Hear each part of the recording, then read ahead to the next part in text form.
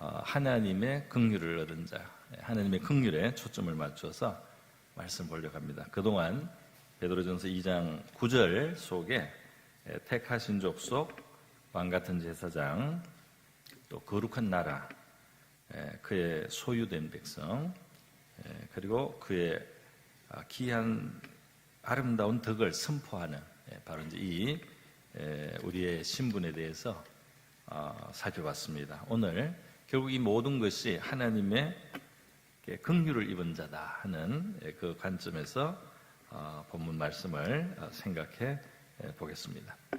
여러분, 이 본문 말씀에서 긍휼이라는 이 표현이 우리가 볼 때 사랑의 다른 사실은 이름이라고도 할 수 있죠. 또는 인자함, 인애 이런 것의 이제 다른 이름이기도 합니다. 그런데 긍휼이라는 이 표현을 쓸 때는 그 이제 대상이 특별히 어려움, 대상이 굉장히 그 딱한 상황, 그 대상이 굉장히 그 힘든 상황이거나 또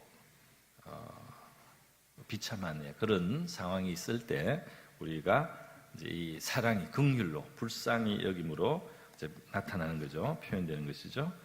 그래서 우리 이 긍휼 했을 때는 보통 이제 그 대상이 아주 유약한 자녀들 있죠. 아주 무력해서 잘못하면 정말 그 상할 수밖에 없는 그런 우리 어린 자녀를 그 아비나 어미가 이제 불쌍히 여기는 거. 이제 이런 상황에서 말을 하고 또 제가 이전에 장례식장에 이제서 본 건데요. 그 아버지가 굉장히 이제 고생하고 어렵게 지내다가 이제 병들어서 돌아가셨는데 말이죠. 그 따님이 그래도 아버지하고 깊은 사랑이 있었던 것 같아요. 그래서 그 따님이 아버지를 붙들고 너무 불쌍하다고 우는 모습을 제가 이제 본 적이 있습니다. 그러니까 그 상대방의 어떤 측은한 그 상황 속에서 이제 우리가 이 사랑이 우리의 슬픔이 되기도 하고 간절함이 되어서 나오는 이제 그 긍휼을 우리가 합니다. 하나님이 특별히 고아와 과부의 이제 하나님, 고아의 아버지, 또 과부의 재판장이시다 이런 표현을 할 때 하나님이 그 어려운 처지에 있는 이들을 향하신 그 사랑이 불쌍히 여김으로 이제 나타나는 거죠. 또 하나님은 이 사람들이 상한 심령이 될 때, 우리가 애통할 때 그것을 정말 귀하게 오히려 보시고 그때 우리를 더 친근하게 찾아오시고 그것을 절대로 멸시하지 않는다 그렇게 말하고 있습니다. 여러분, 그래서 우리 하나님의 이런 긍휼을 잘 보여주신 예수님이 요한복음 12장에 보면 나사로가 죽어서 그 누이들 마르다 마리아도 울고 동네 사람들도 울고 우는 것을 보고 말이죠. 예수님이 불쌍히 여기셨다. 불쌍히 여기셨다 그러면서 그 무덤 앞에 오셨는데 이 본문에 예수님이 눈물을 흘리시더라 이렇게 돼 있어요. 그러니까 우리 하나님이 말이죠. 이 고통하는 세계, 죽음이 있는 이 세계, 또 그 사별이 있고 슬픔이 있는 이 세계를 보시면서 향하신 하나님의 긍휼이 있어요. 그래서 사람들이 보고 유대인들이 보라 그를 얼마나 사랑하셨는가 대부분 느낄 수 있죠. 그 눈물이 바로 사랑을 표현하는 겁니다. 할렐루야. 예수님은 십자가에서 피만 흘린 게 아니고 나사로의 무덤 앞에서 눈물을 흘렸어요. 그것이 바로 하나님의 사랑이고 저와 여러분을 향하신 하나님의 마음인 줄 믿습니다. 그래서 말이죠. 이것이 이제 어떤 비참함이 있었느냐 하면 바로 우리가 흑암에 있었다는 성경적인 표현이 있습니다. 이사야서 9장에 보면 우리가 흑암에 있었는데 그 사망의 그늘질 땅에 우리가 있었다는 거예요. 그 하나님이 불쌍하게 여기셔서 이 흑암에 사망의 그늘진 땅에 있는 우리를 건지시려고 빛이신 주님을 보내셨습니다. 할렐루야. 그래서 그 빛이신 주님이 사망의 그늘진 땅에 거주하던 우리에게 빛이 오신 것이죠. 또 우리는 흑암의 권세, 사탄의 권세입니다. 이 흑암의 권세가 아주 여러 면으로 우리 인생을 두렵게 하고 인생을 참 허무하게 만들고 또 우리를 멸망으로 인도하고 또 우리를 학대하는 거예요. 우리에게 그 괴로움을 막 주는 거예요. 예. 마치 이스라엘 백성들이 애굽에서 바로의 압제를 당했을 때, 그죠? 그 권세 아래서 얼마나 신음합니까? 예, 조금 이제 좀 그 자유를, 예배 드릴 수 있는 자유를 구했더니 더 고생을 막 시키잖아요, 그죠? 더 어려운 형편을 만들면서 이제 학정을 하고 있어요. 바로의 모습 속에서 사실은 이제 이 흑암의 권세, 사탄의 권세가 우리 인류를 그렇게 다루고 있다는 사실을 이제 간접적으로 표현된 겁니다. 그런데 바로 이 흑암의 권세 아래 신음하는 우리를 불쌍히 여기시고 그 탄식을 기억하셔서 하나님이 불쌍히 여겨서 이 이스라엘 백성들을 결국 모세와 아론 통해서 구출해내지 않습니까? 구출해내서 결국은 자유를 얻게 하고 약속의 땅을 향해서 갈 수 있도록 만들어주는 거죠. 그것이 바로 이제 우리에게도 적용됩니다. 그래서 그가 우리를 흑암의 권세에서 건져내사 그의 사랑의 아들의 나라로 옮기셨으니, 할렐루야. 그 예수님을 믿으면 영적으로 옮겨지는 거예요. 영적으로 옮겨집니다. 내가 예수 믿고 살아가면 이 옮겨진 게 나중에 확인이 됩니다. 네. 자, 여러분, 또 우리가 심지어는 죽어서 그 비참해진 시체 같은 존재, 그죠? 그래서 허물과 죄로 죽었다, 영적으로 죽었었다 이 말이에요. 참 불쌍한 모습이에요. 하나님의 형상으로 참 아름답고 참 그 영광스럽고 존귀하게 지었던 우리 인생이 말이죠, 허물과 죄로 죽어가지고, 그래서 이게 시푸르둥둥하게 되고, 제대로 그 호흡과 또 기동을 못하고 말이죠, 죽음 아래 눌려 있는 그 모습. 그래서 그 허물과 죄로 죽은 그 모습. 그러니까 우리 그 불쌍한 아버지 때문에 그 시신 붙들고 마치 딸은 울었습니다. 근데 바로 우리 하나님은 우리를 살려냈습니다. 할렐루야. 눈물만 흘리는 게 아니고 나사로를 살려내고, 그리고 허물과 죄로 죽은 우리를 살려내고 구원하시는 우리 하나님의 능력 있으신 크신 긍휼인 줄 믿습니다. 그래서 우리가 한 주 동안 앞에 나온 것처럼 택하신 족속, 왕 같은 제사장, 거룩한 나라, 하나님의 특별 소유, 하나님의 그 아름다운 덕을 선포하는 아주 존귀한 도구로 이제 그렇게 높은 신분을 얻었는데, 사실은 출발점은 어디였느냐? 우리가 굉장히 가련한 흑암 가운데 또 어두운 권세 가운데 사망의 그늘진 곳에서 허물과 죄로 죽어 있었던 바로 우리를 살리신 하나님의 사랑, 이 비천한 자들을 향하신 하나님의 사랑, 바로 그 긍휼이 저와 여러분을 살리게 되는 줄 믿습니다. 살리게 되고 종기를 준다는 거죠. 제가 두 번째로 하나 오늘 본문에서 생각해 볼 것은, 이 긍휼이라는 말이 성경에서 나올 때 그 히브리어나 헬라, 구약은 히브리어고 신약은 헬라어인데요, 거기에 나오는 그 용어 중에 이 인간의 내장, 인간의 창자라든지 또는 어머니의 자궁, 이런 것에 그 뿌리를 둔 말들입니다.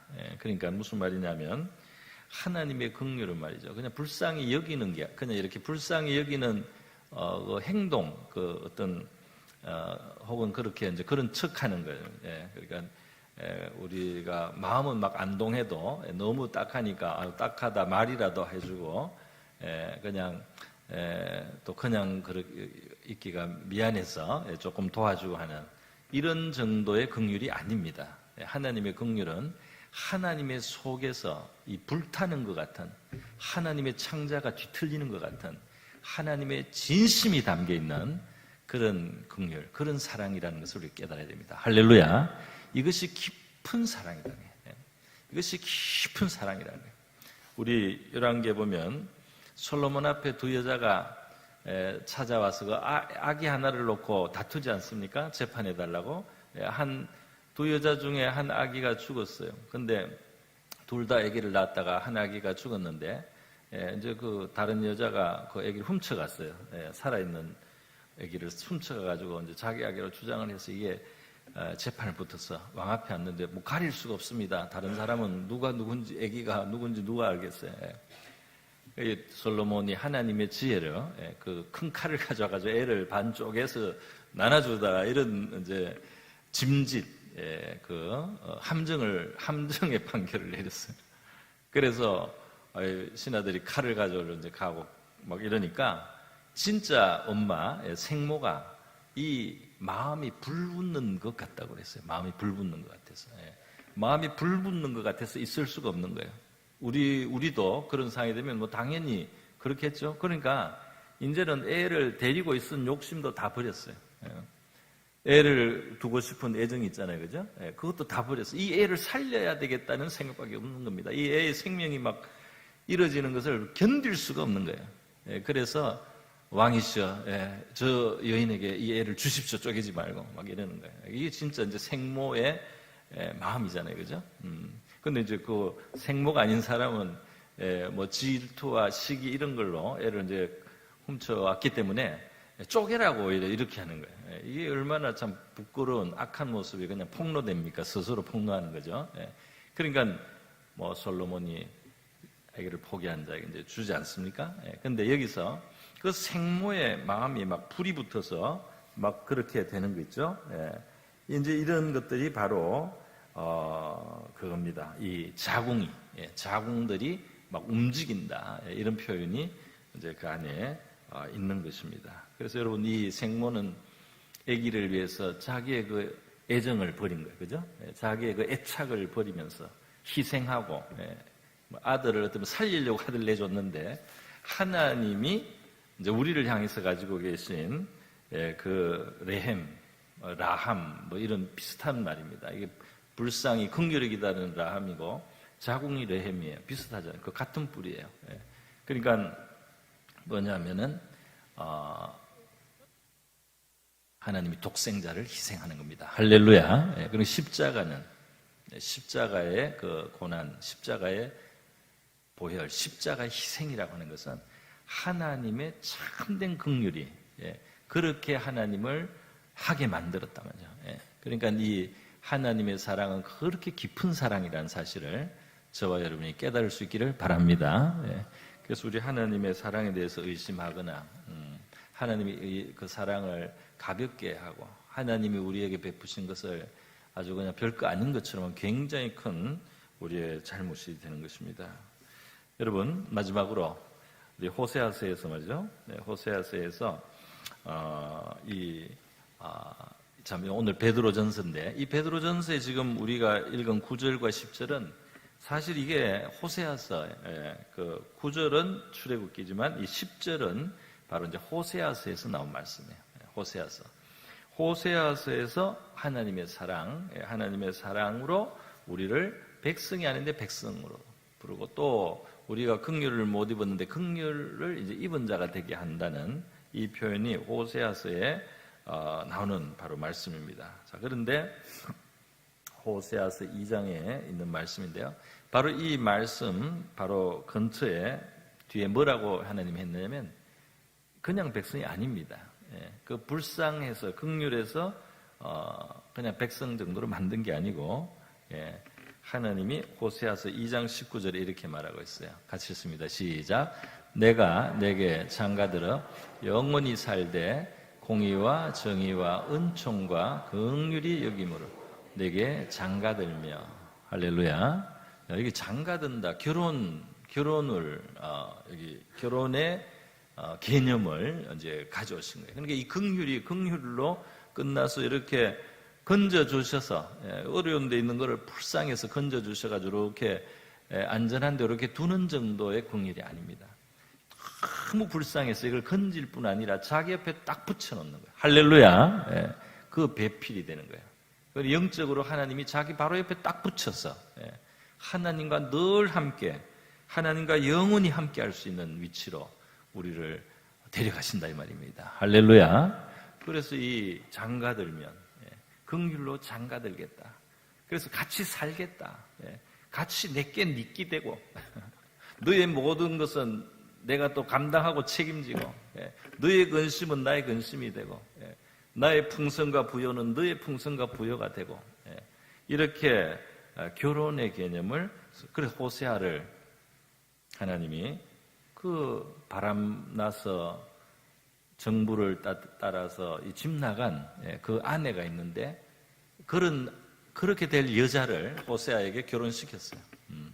아주 그 유명한 그런 여자를 호세아하고 결혼하게 하고, 그 여자가 그런 짓을 하니까 하나님이 호세아에게 지금 노예 시장에 나가 있으니까 가서 돈 주고 사서 값을 치르고 사와서 다시 아내를 삼고 사랑해라, 사랑해줘라, 이렇게 했습니다. 호세아로 개인으로서는 힘들었지만 하나님의 구원의 큰 역사 속에서 하나님이 이스라엘과 온 인류를 향해서 하나님의 사랑이 어떤지 보여주는 이제 그 일을 호세아가 맡았기 때문에 호세아로서 이제 치러야 될 대가였어요.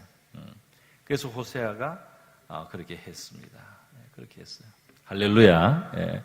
그래 하나님의 사랑이 그렇다면, 그래 여자가 와서 면목도 없고 말이죠. 참 부끄럽잖아요. 그런데 그거를 사랑해 주라. 그래 하나님이 바로 그렇게 하시는 분이기 때문에 하실 수 있는 말씀입니다. 그래서 우리가 우리 자신의 어떠함을 인해서 하나님 앞에 나가지 않는 것은 하나님의 뜻이 아니에요. 하나님이 그러한 사람도 그 사랑의 대상으로 삼으신다는 겁니다. 그래서 우리 신명기 21장에도 보면 전쟁포로 여자를 건져내면서 자기 아내로 삼을 수 있는 법이 있어요. 그래서 전쟁포로 여자는 노예밖에 그 길이 없잖아요. 그런데 한 남자가 그를 사랑해서 그를 자기 아내 삼을 수 있습니다. 그러면 이 여자의 운명은 바뀌는 거예요. 그죠? 어엿한 아내가 되고, 어엿한 안주인이 되고, 어엿한 그 아이들의 어머니가 될 수 있는 겁니다. 그래서 이 여자의 운명이 바뀌는 거죠. 그래서 여러분, 이 하나님의 긍휼, 하나님의 사랑, 빛을 냈던 우리에게 하나님이 주시는 그 긍휼의 사랑이 저와 여러분을 존귀하게 하고, 이 사랑은 참 진한 사랑이다. 우리가 이 세상에 다른 것에 이렇게 끌리기도 하고 하지만 하나님의 이 사랑을 알아간다면 우리 다른 것은 시시하게 될 정도로, 다른 것이 시시하다 이 말이에요. 정말 시시하게 된단 말이에요. 이 하나님의 사랑을 안다면 우리는 이 하나님의 사랑 안에서 평안도 누리고 감사도 충만하고 더 큰 힘을 얻어서 은혜의 삶을 살아가게 될 줄로 믿습니다. 그렇게 우리 하나님의 긍휼, 우리를 존귀케 하신 하나님의 긍휼을 기억하시면서 기도하는 이 시간이 될 수 있기를 바랍니다. 네, 우리 기도의 제목을 우리의 공경과 어려움, 또 우리의 비참함을 긍휼히 여겨주시고 우리를 건지기 위해서 자기를 희생하신 거죠. 그 하나님의 깊은 사랑을 우리가 감사드리고, 또 우리가 그런 긍휼을 입은 자임을 갈수록 더 깊이 깨달아야 되겠습니다. 이것을 깨닫는 게 믿음의 성장이라고 할 수 있겠습니다. 그래서 이 사랑을 입은 자이기 때문에 하나님의 도우심을 언제나 받을 수 있다는 것, 그것을 믿고 신뢰하면서 기도하면서 살아가는 우리가 될 수 있도록 기도하고요. 그 다음에 이렇게 비천했던 우리에게 긍휼로 존귀한 신분을 주셨으니까 하나님과 함께 영생과 복락을 누릴 수 있는 존재로 불러주셨습니다. 그 은혜에 보답하며 살아가는 우리의 삶이 되게 해주십시오. 이러한 기도와 함께 우리의 여러 가지 기도 제목을 하나님 앞에 아뢰도록 하겠습니다. 우리 다 같이 주님을 한번 부르고 기도하겠습니다.